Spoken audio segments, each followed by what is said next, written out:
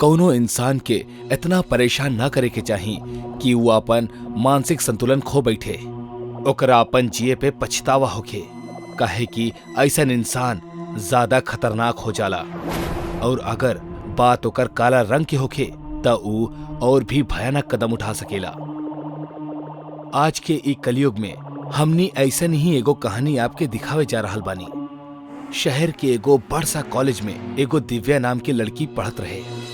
वो पढ़ाई में बेहद होशियार होखे के कारण क्लास में हमेशा टॉप आवत रहे, पर वो हमेशा दुखी और अकेला रहत रहली। और एकर वजह रहे ओकर काला रंग। ओकरा अपना काला रंग से बहुत शर्म आवत रहे। क्लास में ओकरा साथ पढ़े वाला बाकी लड़की सन भी ओकर काला रंग से चिढ़त रहली। एक दिन कॉलेज छुटला के बाद जब दिव्या अपना घरे जात रहली, तब अचानक ओकर दू सहेली अंजू और नीता ओकर सामने आ गई और ओकर मजाक उड़ावे लगली। का बात बा दिव्या रानी, आज बड़ी भागल भागल घर जाताड़ू। कुछ ना, हमके परेशान मत करा, जाए दा। अरे चल जइहा, बाकी कुछ देर हमनी के साथ बात तो कर लो। का पता बात करत करत हमनी के गोरा रंग तनी सा तारा पे भी चढ़ जाए और तू भी इतना बदसूरत ना लगा। अंजू और नीता हंसे लगली। दिव्या के नीता की बात के बुरा लागल। अरे ना नीता, ऐसन भी तो हो सकेला कि बात करत करत ही काली के रंग हमनी पर आ जाए और हमनी की खूबसूरती बिगड़ जाए। ना ना अंजू, ऐसा ना होगी, काहे कि एकर काला रंग तो एकदम पक्का बा। मरते दम तक एकर काला रंग एकर चेहरा से तनी भा कम ना होई। दोनों फिर से हंसे लगली। दिव्या के ई बात पे गुस्सा आ गई। तोनी सब कितना बुरा पड़ा ना, तोनी की ये सब हरकत की वजह से हमरे कितना तकलीफ हो गेला, एकर अंदाजा बात होनी के। अब ज्यादा बोले के जरूरत नहीं खे, चल निकल अब। ओइली बड़ी अपन तकलीफ बतावे। हाँ त और कल तनी बढ़िया से रगड़ रगड़ के नहाई हा, का पता शायद तनी सन काला रंग निकल जाए। दोनों फिर से हंसे लगली। दिव्या रोवत रोवत वहाँ से चल गई। दिव्या रोवत रोवत अपना घर आई। घर में ओकर माँ भी रहली। का भइल बेटी, रो काहे रहल बाड़ू? हम कल से कॉलेज ना जाए। काहे? टीचर कोनो सजा देले? ना, वो बात नहीं खे। फिर का बात बा? क्लास के सब लड़की लोग हमरा के हमार काला रंग की वजह से चिढ़ावेली, ऐसे हम ना जाए। दिव्या बेटा, ऐसा ना कहेले, ई सब तो होखत रहेला। तू ई सब बात पे ध्यान मत दिहल करा, तू बस पढ़ाई पर ध्यान दा। इतना कह के माँ अपन काम करे के खातिर अंदर चल गई। क्यों हमरा के ना समझेला? हमरा ये बात की कितना तकलीफ होकेला, ये हम केकरा के बताई। दिव्या वही जे रोवत रहली। कुछ दिन बाद दिव्या मुस्कुरात मुस्कुरात कॉलेज आई। सब लड़की ओकरा फिर से चिढ़ावे लगली। दिव्या चुपचाप जाके अपना बेंच पे बैठ गई। अंजू ओकर बगल में आके बैठ गई और उसे बात करे लागल। का भइल, आज बड़ी खुश लग रहल बाड़ू? कुछ ना भइल, बस आज बहुत अच्छा लागता। काहे? तू गोर होके वाला बाड़ू का? ना, ओकरा से भी बढ़िया बात होके वाला बा। शायद सब कुछ ठीक होके वाला बा। का ठीक होके वाला बा और कैसे? वो सब हमरा के ना पता। तो हर दिमाग खराब हो गइल बा का? कुछ भी बोल रहल बाड़ू? नहीं, बाकी वो सब छोड़ा। इला चॉकलेट खा, हमार माँ अपन हाथ से बनेले बाड़ी। का बात बा? चला, तुम्हारी क्लास में आवे के और हमरा से मिले के कुछ तो फायदा भइल। अंजू उस चॉकलेट के लेहलस और खा लेहलस। वाह, बहुत अच्छा बनल बा। और बा? ना, अब हमरा पास नहीं खे, बाकी घर पे बहुत सारा बा। ई बस टेस्ट खातिर लेके आयल रानी। ठीक बा, कल ज्यादा लेके आइहा। अगला दिन जब दिव्या कॉलेज में आयल तब क्लास में सारा लड़की एक जगह पर जमा रहली। दिव्या नीता के पास गई। का भइल, सब ठीक त बा ना? आ गइलू तू? कल मुही तोहारी कमी रहे। अरे बाकी भइल का? अंजू कल रात से बहुत ही बीमार बाड़ी। डॉक्टर के कुछ समझ नहीं आ रहा कि का भइल बा। दिव्या अंजू की बात सुन के बहुत खुश भइल। वो अपना बेंच पे आई। मतलब वो चॉकलेट सही में काम करेला। मतलब अब सब कुछ ठीक हो जाई। अंजू के काम तो हो गईल, अभी सबके बारी बा।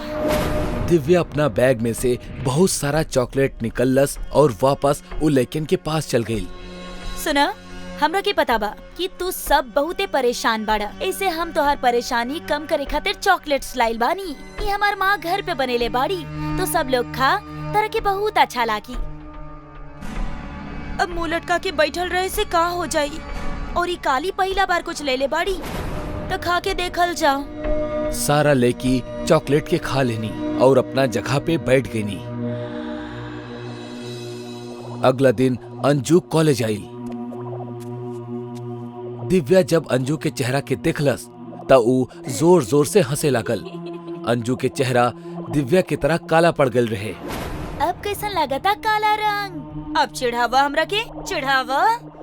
हमरा अच्छा तरह से पता बा कि ये सब तू कैले बाड़ू। वो चॉकलेट में जरूर तू कुछ मिलाइले रहलू और ये से हमनी के ही हालत हो गई। अंजू दिव्या के कंप्लेंट कॉलेज के प्रिंसिपल से कैलस। प्रिंसिपल दिव्या और ओकर माँ के कॉलेज बुलौलस। तब तक सारा लड़कियन के रंग काला पड़ चुकल रहे और ओकरा देख के दिव्या बहुत खुश भइल। ये सब का हो रहल बा? अब दिव्या के ऐसन कौन सा चॉकलेट बना के दे रहल बानी जैसे ये सब हो रहल बा? हम तो एकरा के कौनो चॉकलेट ना देहनी। दिव्या, सर का बोल रहल बाड़े, जवाब दा। सर, वो चॉकलेट माँ ना देले रहली। फिर के देलस और काहे? सर, एक दिन हम कॉलेज के पीछे रोवत रहनी, काहे कि सब हमरा के काला रंग खातिर हमरा चिढ़ावत रहले। तबे वहाँ पर एगो आदमी आइले। का बात है बेटी, ऐसन सुंदर सुबह के समय तू काहे रो रहल बाड़ू? आपके बानी? हम उहे बानी, तहार समस्या के समाधान करे वाला। हमरा अपन समस्या बतावा। हमरा के हमार क्लास के सब लड़के लोग हमार काला रंग की वजह से चिढ़ावेली और ये बात के हमरा बहुत तकलीफ होखेला। ओह, ये बात है। तू चिंता मत करा, ये बात के समाधान बा हमरा पास। मांत्रिक काला जादू से बहुत सारा मायावी चॉकलेट्स के बनोलस और दिव्या के दे देलस। ई तू उ लइकन के खिला दीहा जे तोहरा के चिढ़ावेली। बाकी सारा काम ये चॉकलेट्स कर दी। अब तू जा, सब ठीक हो जाई। उनकरे कहे पर हम ये सब कईनी और अब हमरा के बहुते अच्छा लागता। ई सब अब हमार जैसा नहीं दिखे लागल बाड़ी। अब केहू हमरा के काली कह के ना चिढ़ाई। प्रिंसिपल के सारा बात समझ में आ गई। तो सबके शर्म आवे के चाहिए। तू दिव्या के ओकरा रंग की वजह से चिढ़ावत रहलू, यही से वो ऐसन कैलस। हम ई ना कह रहल बानी कि ई सही कैलस, पर तू लोगन की गलती एमे ज्यादा बा। ई हादसा के बाद प्रिंसिपल ओ मांत्रिक के ढूंढे के बहुत कोशिश कैलस, पर ओकर कहीं भी पता ना चलल। अब वो सारा लड़की वैसे के वैसने रहली, काली। बच्चा लोग, कबो कबो जिंदगी में छोट छोट गलतियों के बहुत बड़ कीमत चुकाव के पड़ेला। ऐसन गलती अक्सर लापरवाही से पैदा होखेली, जेमे जान भी जा सकेली। ऐसन ही गलती रागनी कैले रहल, जौन मध्य प्रदेश के बियाबान जगह पे आदिवासियन के विकास के लिए काम करत रहली। अचानक ओकरा फोन आइल कि ओकर पिता के तबीयत खराब बा, त जल्दबाजी में ऑनलाइन टिकट बनावे बैठ गइल। उ रात अमावस्या की रात रहल। टिकट हो गइल। टिकट हो जाला से वो खुश रहल, काहे कि ओकरा ई ना पता रहल कि रात में रेलवे के साइट से टिकट बुक ना होला, लेकिन ओकर कंफर्म टिकट बुक हो चुकल रहल। Chambal express, Cooch number S13, time 2 AM। बस 2 घंटा बा, हमरा तुरंत निकले के हुई। रागिनी जितना तेजी से अपना लगेज तैयार कर सकत रहली, करके 1 घंटा साइकिल चला के स्टेशन पहुंच गई। 2 बजे ही वाला रहल। ओह गॉड, यहाँ हमरा अलावा तो और केहू बाही ना। अगर पापा के तबीयत खराब ना होखे तो हम कबो इतना रात में यहाँ ना आई थी। ई कवन ट्रेन खड़ा बा? ई तो हमारी ट्रेन बा, कोच भी हमार बा।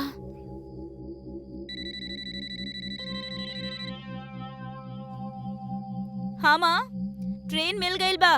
पापा कैसन बाड़े? ग्रेट। हाँ, हम 12-1 बजे तक पहुँच जाइब। रखा तानी माँ, ट्रेन में चढ़ रहल बानी। वाओ, सीट के नंबर भी 13 बा। केहू खातिर लकी, केहू खातिर अनलकी। गॉड नोज हमरा खातिर का होई।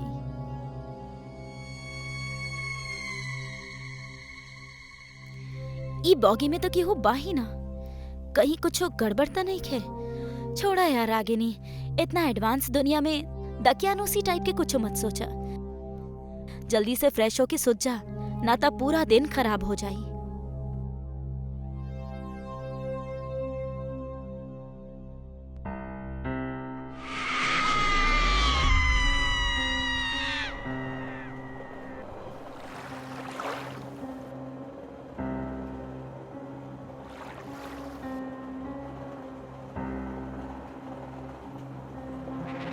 आपके बानी? हम रागिनी बानी। सॉरी, रागिनी हम बानी, और ई सीट भी हमार बा। केहू खातिर लकी, केहू खातिर अनलकी। ई सीट नंबर 13 हमार बा, और हमार पापा के तबीयत बहुते खराब बा। हम उनकरे से मिले अपन घर दिल्ली जा रहल बानी। प्लीज आप जौन भी बानी, हमार शक्ल के मेकअप करके हमरा के परेशान मत करी। हम पहले से ही बहुत परेशान और डरल बानी। ये सब का बकवास बा? हमार पापा के तबीयत खराब बा और हम जा रहल बानी दिल्ली। तू सही कह रहल बाड़ू, ये सब बकवास बा। बाकी ये बकवास तो हर जिंदगी के आखिरी सफर बने वाला बा।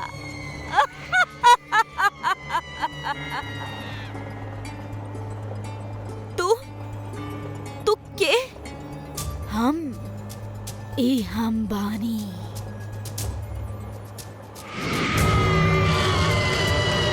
ओ गॉड, बचावा, बचावा। ई ट्रेन पर हमारा अधिकार बा रागिनी। यहाँ हमारा अलावा केहू नहीं खे तरह के सुने वाला। हम तोहर का बिगड़ले बानी, हमरा के छोड़ दा।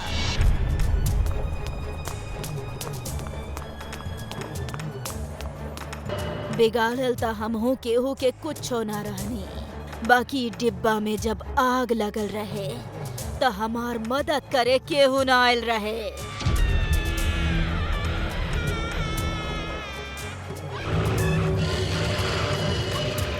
हमार भी परिवार रहे, हमरा के उ लोगन उनकरा पास ना पहुँचे देहले। तब से हम हूँ केहू के ओकर परिवार से मिले ना देतानी। बाकी तहरा साथ जौन भइल ओमे हमार का गलती बा? बोला, हमरा के छोड़ दा। हम तोहर पैर पकड़तानी। तहरा के इतना आसानी से मरे ना दे। तू ई डिब्बा में आके बहुत बड़ गलती कैले बाड़ू। हमरा के मारे से पहले ई तो सोच ला कि तोहर मरे के बाद तोहर पेरेंट्स कितना दुखी भइलो के। का तू ई चाहेलो कि केहू और के पेरेंट्स भी लगातार यही तरह दुख में जिए और उनकर बच्चा के मारे वाला के वो कोसत रही है, और तू ऐसे ही भटकत रहा? बोला, कई खूनी सिलसिला ऐसे ही चलत रही? तो हर मौत की कीमत कितना इंसान की जान बा? बोला, बोला। एक्सक्यूज मी, हेलो, उठी उठी। ऊ कहाँ बाड़ी? के कहाँ बा? ना कुछो ना। पर इतना सुबह तू ई वीरान स्टेशन पे यहाँ कर रहल बाड़ू? हमार ट्रेन रहे रात के, चंबल एक्सप्रेस। का हम आपके टिकट देख सकेनी? बच्ची, पहली बात त चंबल एक्सप्रेस रात में ना चलेली। ऊ एह स्टेशन पे दोपहर 2 बजे आवेली, और बोगी X13 के पिछले 13 साल से ट्रेन में ना जोड़ल जाला। काहे कि ओमे कविता नाम की एगो लड़की शॉर्ट सर्किट की वजह से जल के मर गल रहे। हमरा ख्याल से कोनो टेक्निकल एरर के चलत आपके टिकट पे गलत टाइम और X13 प्रिंट हो गइल बा। हम ठीक करवा देतानी।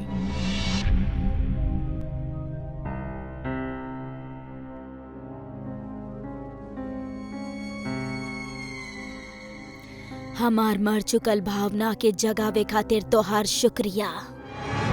अब केहू के फैमिली मेंबर S13 में चढ़ के ना मरी।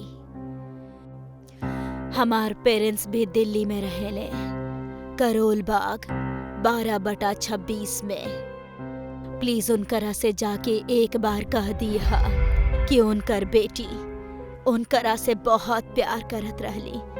उनकर कविता।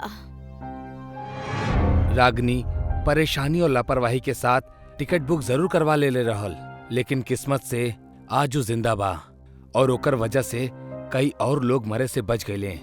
मगर हर केहू के किस्मत रागनी जैसे बुलंद ना हो खेली।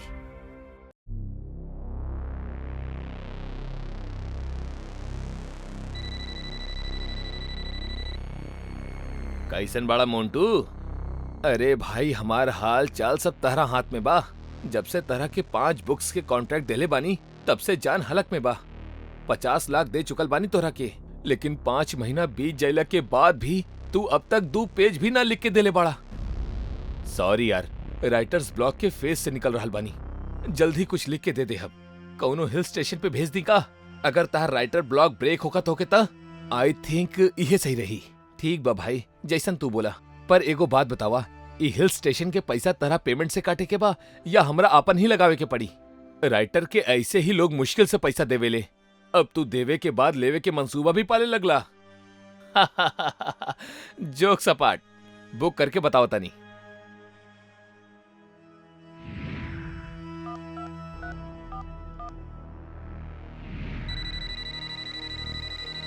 हेलो मोंटू जी, प्रणाम। कैसे याद कैनी गरीब के? अरे जनाब, आपके काम के खातिर तो आपके ही याद कैल जाई ना। ठीक कहनी। कितना बंगलो बुक करे के बा? एक ही चाहिए शर्मा, लेकिन ऐसन जहाँ बैठ के कहानीकार के विचारन के लाइन लग जाओ। अरे बस इतना सा बात मोंटू जी, समझा काम हो गई। एगो ऐसन बंगला दिखाए कि तबीयत खुश हो जाए, वो भी आधे दाम पे। फिर तो कौनो न कौनो कीड़ा कांडी जरूर होगी। अरे सर, कीड़ा कांडी तो कौनो नहीं खे, लेकिन वहाँ एगो पेड़ हा, बस उहे से दूर रही। अरे पेड़ के का अचार डाले के बा? हम राइटर चौधरी से बात करके उनकरा के वहाँ भेजा तानी। कल या परसों तक ही वहाँ लैंड कर जाई हैं। लेकिन ध्यान रखिया, बहुत ही खास राइटर बाड़े, कोनो परेशानी ना होके के चाहे उनकरा के। अरे टेंशन मत ली मोंटू सर, आप भेजे उनकरा के, बाकी हम देख ले। आप प्रणाम।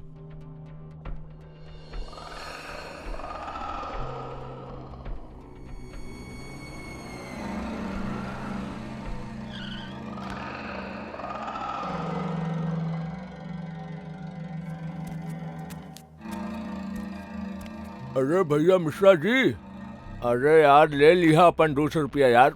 हैं? अरे कहीं भागा टानी का हम? अच्छा फोन रखा टानी, कस्टमर आयल बा। 2 पैसा कमाए तबे ना देह तोहार पैसा। जी जी प्रणाम। हाँ आपके? हमार नाम चौधरी। ओ मोंटी जी। अरे यस यस यस, कल रहनी हमरा के फोन। हम तो आपके ही इंतजार करत रहनी, कब से पान खात खात। आई चलल जाओ पहाड़ के ऊपर, मस्त जगह सेव करके रख ले बानी हम आपके खातिर। आई पहन ली चौधरी जी, फॉर सेफ्टी। चली। अरे ससुरा, चले के खातिर ही तो बाइक पे बैठल बानी, चली। वैसे हमारी बाइक के बारे में कुछ पूछी? एकरा हम डेविड के सन से ले ले रहनी। अरे बाहर लेके गए रहनी हम, बहुत ही बढ़िया बाइक बाई। इली चौधरी जी, आ गई आपके बंगलो। कैसन लागल बताई? Mind blowing. इहे तो चाहत रहे हमरा के। अरे तो बस बात पक्का भइल। इली घर के चाबी और घुस जाइए अंदर। बाकी हम आपके खातिर खाए पिए के जुगाड़ फिक्स करके आवतानी। तब तक आप किचन में रखल नूडल्स वगैरह के बना ली। लेकिन लेकिन का? वो पेड़ से दूर ही रही। काहे? वहाँ कोनो भूत प्रेत रहेला का? ओसे भी बढ़ के हा वहाँ कुछ। मतलब ई कि ऊ ई बंगलो के हिस्सा ना है राइटर साहब। ओकर मालिक ऑब्जेक्शन कर देहलस तब मुश्किल हो जाई, यही से उसे दूर ही रही। हम सामान ले आओ तनी।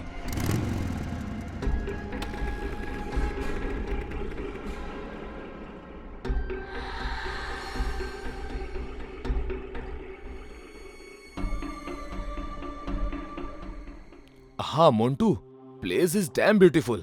काश तू यही जा होता। जन्नत हा जन्नत। अच्छा चला बाय, आई थिंक वो आ गेल बा।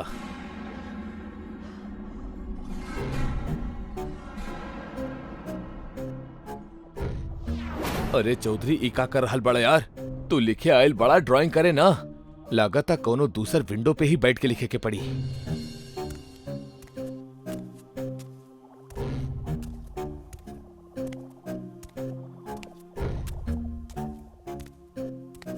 यहाँ तो हर तरफ से पेड़ दिखाई दे रहल बा।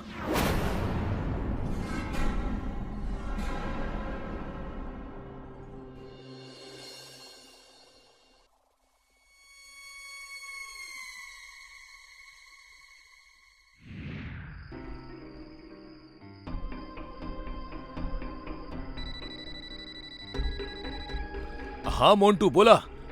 बोले कि हमरा के ना तोरा क्या भाई, कितना पेज लिख डल्ला जन्नत में बैठ के आज। खाक लिख डलनी यार। यहाँ एगो पेड़ हा, वो हमार थॉट्स के ब्रेक कर रहल बा। हर विंडो से उहे एक पेड़ दिख रहल बा।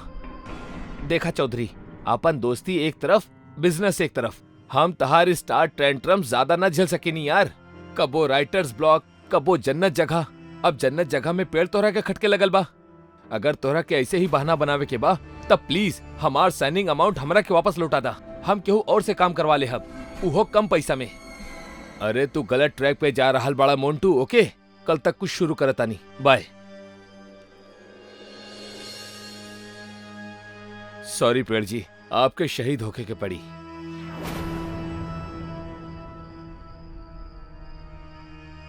बन गई बात।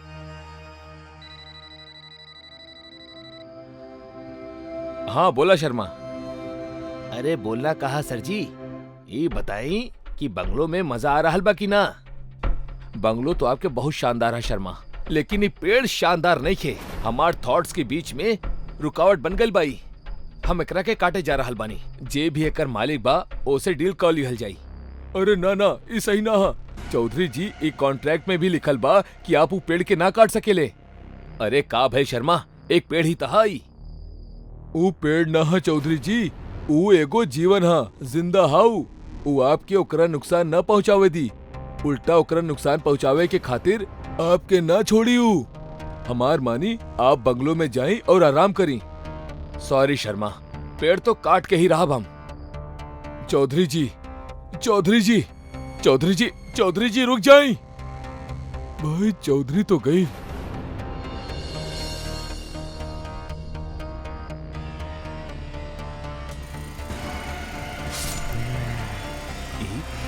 तो खून हा। तो इंसान अपना मतलब के खातिर हमरा कहीं भी जिए ना दे रहल बड़ा। जहाँ भी बसतानी वही जे काटे आ जा रहल बड़ा। हम पूछतानी, जब हम ही ना रहब त तू धरती पे कैसे रह पाइबा? हम ही त तहरा के ऑक्सीजन देतानी और तू हमरा के ही मार रहल बड़ा। अगर हम तहरा मार दी त कैसन रही? ना, ई ना हो सकेला, ई ना हो सकेला।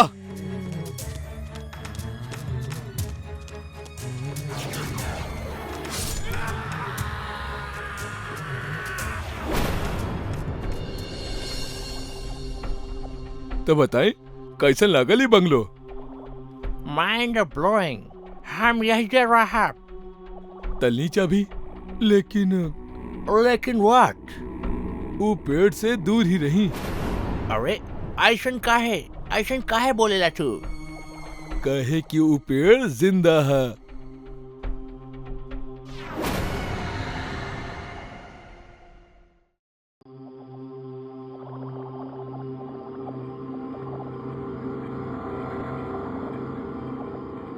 अरे यार, ये बिजली के नाटक तो रोज के नाटक हो गइल बा। थोड़ा सा भी मौसम खराब ना भइल कि ये रूट के ना जाने कौन सा मायके चल जाली। कबो कबो ऐसा लागेला कि जैसे हम बंगलो में ना कोनो भूत बंगलो में रहनी। सही कहला।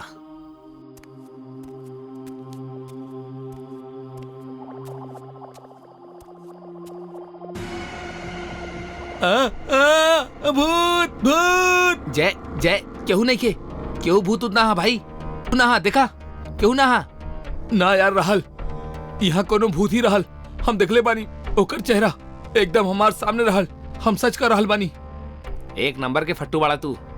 क्यों ना भाई जा, पता ना ख्यालों में काका देख लेवेला, पता ना ख्यालों में काका देख लेवेला। चला भाई अंदर चला, 100 काम बा करे खातिर। हाथ मुंह धोवे के बाद, खाना बनावे के बाद, फिर खाना खाए के भी बा। चला।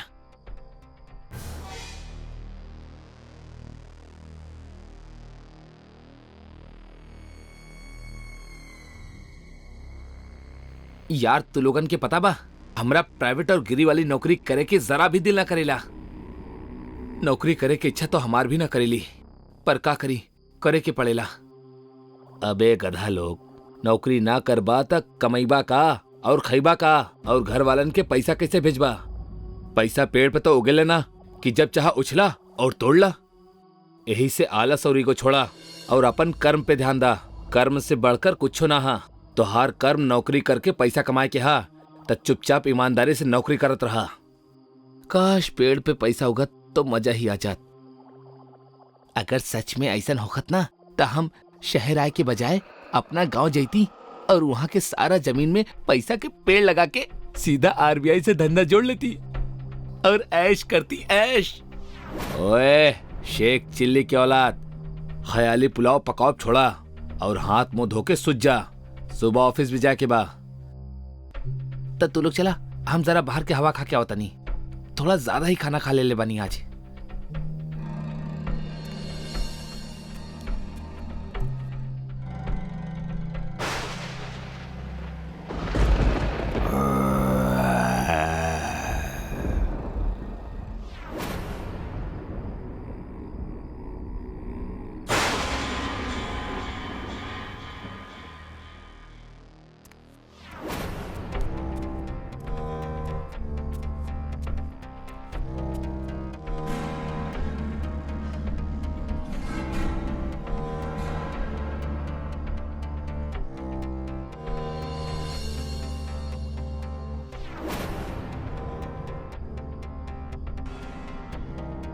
इतना सारा पैसा, पैसा ही पैसा।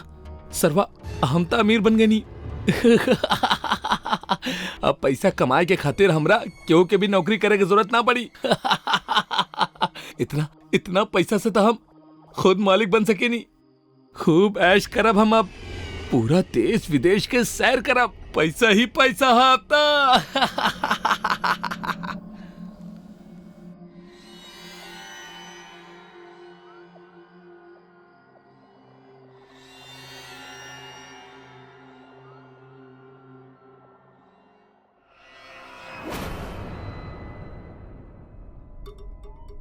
अबे ही कहा तैयार का ना भइल बड़ा, ऑफिस ना जाके बा का?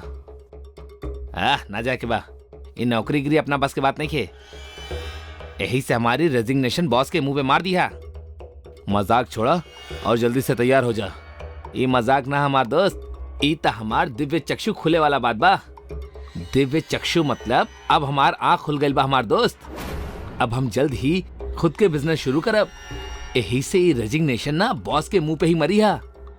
तू सच में सीरियस बड़ा ना, या सुबह सुबह भांग चढ़ा ले बड़ा? जब केहू इंसान के ओकर सच्चा राह मिल जाला ना, तो ओकर मजाक कैसे उड़ावल जाला जैसे तू उड़ा रहल बड़ा। लेकिन अब बस भाई, हमरा अपना लाइफ में कुछ बड़ा करे के बा, जेकर समय आ गेल बा।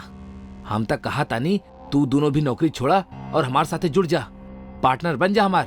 स्टार्टअप के झंडा ऐसे गाड़े के कि करोड़ों के कंपनी के अरबों के कंपनी बना दिखल जाई। बोला का कहा तोरा? देखा भाई, सच कहीं तो हमरा कैसन लग रहा बा कि कल रात तोरा के बहुत तेज बुखार भइल रहे, जौन तोरा सर पे चढ़कर नाच ना रहल बा, बल्कि तांडो कर रहल बा, तांडो। तू आज आराम करा और आराम से सोचा कि तू का बोल रहल बड़ा। हम शाम की मिलब, चला बे। हेलो बॉम्बे होटल, आपके यहाँ चिकन और पनीर के जितना भी आइटम बनेला सारा एक एक प्लेट, और साथ में chocolate ice cream, gulab jamun, orange juice और मलाई लस्सी लेके जल्दी से व्हाइट हाउस रोड में बंगलो नंबर 1 में भेज दा।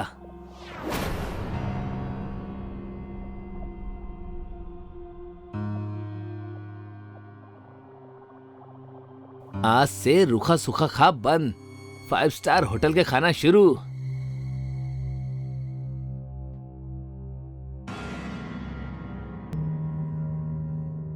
वाह का खाना रहल यार, मजा आ गई। पेट पूजा तो हो गई, अब थोड़ा शॉपिंग भी कर लिहल जाओ। हेलो भावेश भाई, केम छो? मजा मा? अरे आई एम भी मजा मा। अच्छा भाई, आपके पास जितना भी ब्रांड्स है ना, मतलब जितना भी, उस सब के डिट्टो 3-3 पीस भिजवा दा। जैसे कि मीडियम साइज के शर्ट 3, टी शर्ट 3, साइज 30 के जींस 3, घड़ी 3 और 8 नंबर के 2 चप्पल और एगो 9 नंबर के शूज में भी ऐसा नहीं करिया।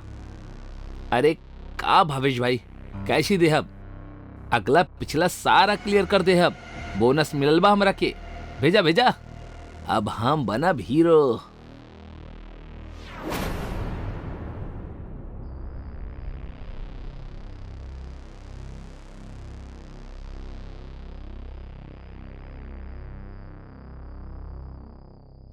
ये नया जूता चप्पल और कपड़े देखकर तो सुभाष और जय भी बहुत खुश हो जाई हैं।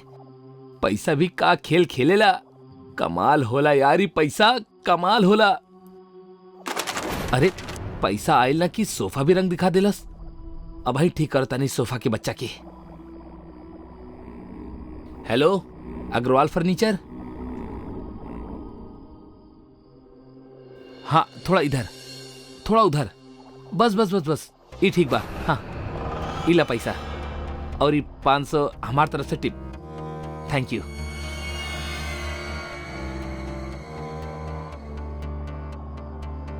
अब मजा आयल।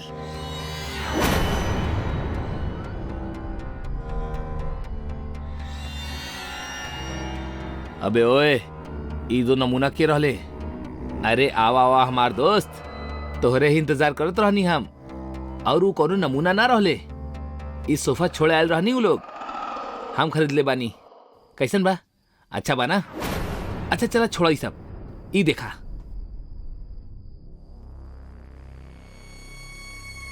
अबे का है सब? इतना सारा सामान के करहा?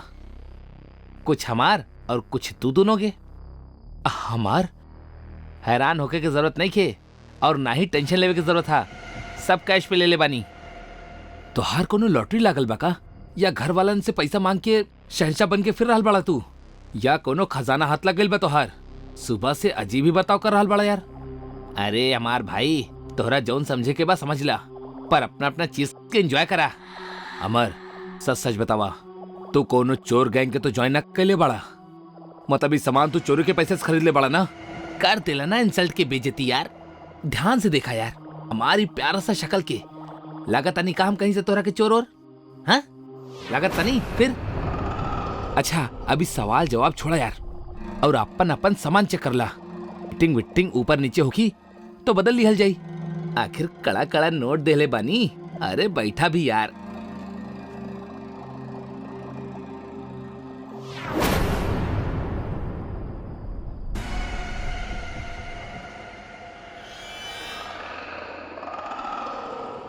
फटल टी शर्ट लगातार गलती से आ गई होगी। तू तू एक छोड़ा, एक देखा। ये का फटल पुराना सामान मंगोले बाड़ा यार तू, ऐसन कैसे हो सकेला? ये सब अइला के बाद हम खुद अपना हाथ से चेक कर ले रहनी, तब तो सब ठीक रहल। हमार तो कुछ समझ में ना आ रहल बा, का हो रहल बा ये सब? अबे सुन, अगर ये तोर मजाक हा तब बहुत ही बेहुदा हा, और ये बेकार सा मजाक के खातिर आज तू घर में रुकल रहला ना। प्लीज जाके डॉक्टर के दिखा दा। तोहार दिमाग सच में ठिकाना पे नहीं खे। बाय द वे, जय और हम खाना बाहर ही खा के आइल बानी, तू अपन देख ला, हम जाता नहीं सुते।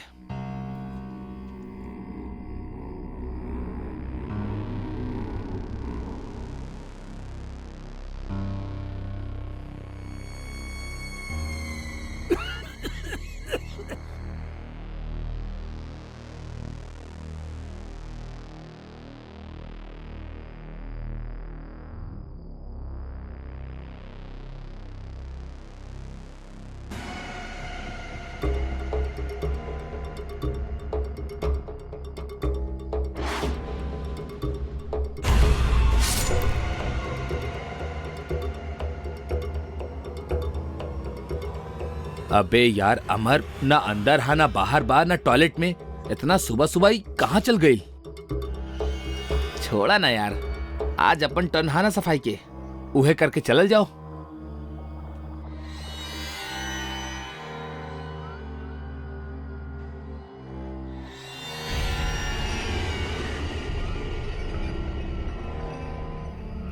अरे बाप रे, बैग तो बहुत भारी बा।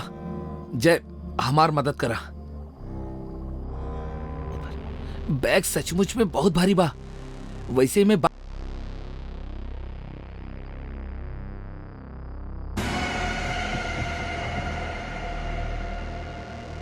इतना सारा पैसा, अब समझनी ई कमीना मर इहे पैसा के दम पे इतना उछलत रहल। पता ना कहां से चोरी करके ले आइल बा।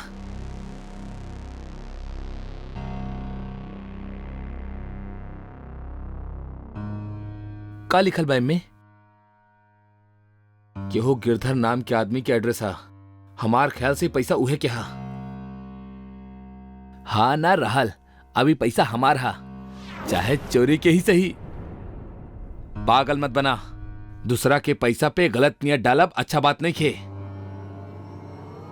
पागल हम ना तू बड़ा, जौन घर आए लक्ष्मी को टुकरावे जा रहल बड़ा। अगर तू तैयार बड़ा तो एकर 3 हिस्सा कर लिहल जाई, और अगर ना तो ई पैसा 2 हिस्सा में ही बटी। पर बटी जरूर, वापस ना जाई। चुप करा। पैसा देखा थी पागल हो गई बड़ा। चोरी के पैसा बाई, तू हिस्सा बांटे के बात कर रहल बड़ा। देखा, हम ही एड्रेस पे जा रहल बानी। पहले हम ही गिरधर से बात करके पता करब कि पैसन के काज होला। अगर उहे मालिक निकलल तो ई पैसा हम ओकरा के वापस कर देहब, और अमर आई तो साले के बांध के कोनो कोना में बिठा दिहा। हम आके बात करब।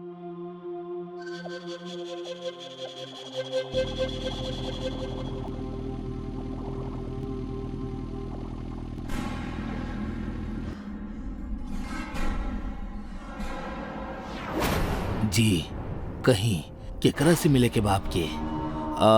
गिरधर जी बाड़े? जी, हम गिरधर बानी। कहीं गिरधर जी, हमरा एगो बैग मिलल बा।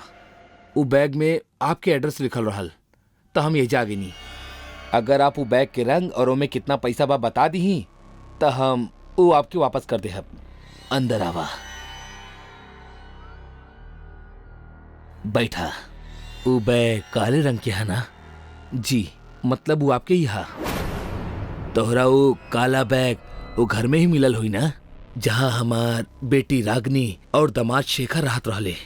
जिया मुश्किल करके रखले रहा शेखर हमार बिटिया के।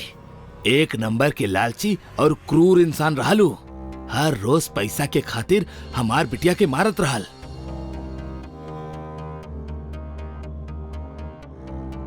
अगर अपना बिटिया के खुश देखल चाहत रहा ना बुढ़ऊ, तब पैसा लाके दा हमरा के। यही से मजबूर होके हम अपन बेटी के खातिर एक दिन अपन सारा प्रॉपर्टी बेच देनी, और फिर सारा पैसा के उ काला बैग में भर के ओकरा के दे आईनी। हमरा के लागल कि ऐसन करके हम अपना बेटी के खातिर खुशियां खरीद लेले बानी, ओकर खातिर हंसत खेलत जिंदगी खरीद लेले बानी। मगर उ कमीना इंसान उ पैसा लेके भी हमार बिटिया के ना छोड़लस। उ हमार बेटी के शराब के नशा में मार देलस, और पुलिस के पैसा खिला के ओकर मौत के एगो एक्सीडेंट बनाकर भाग गई। गिरधर जी, अगर आपकी बात सही है तो हमार दोस्त अमर गायब हो चुकल बा, और कल से ओकर जोन व्यवहार बा ओसे तो यह पता लगा था कि ओकरा की बैग मिल चुकल बा। गिरधर जी, आप जल्दी चली, नहीं तो हमार दोस्त मारल जाई। चली जल्दी।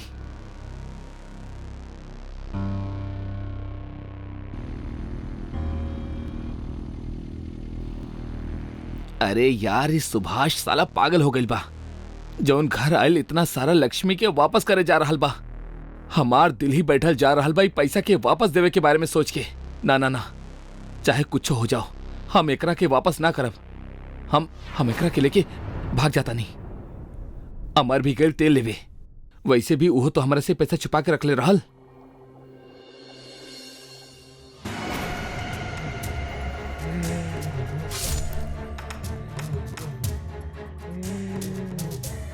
जय रागनी, हमार बेटी।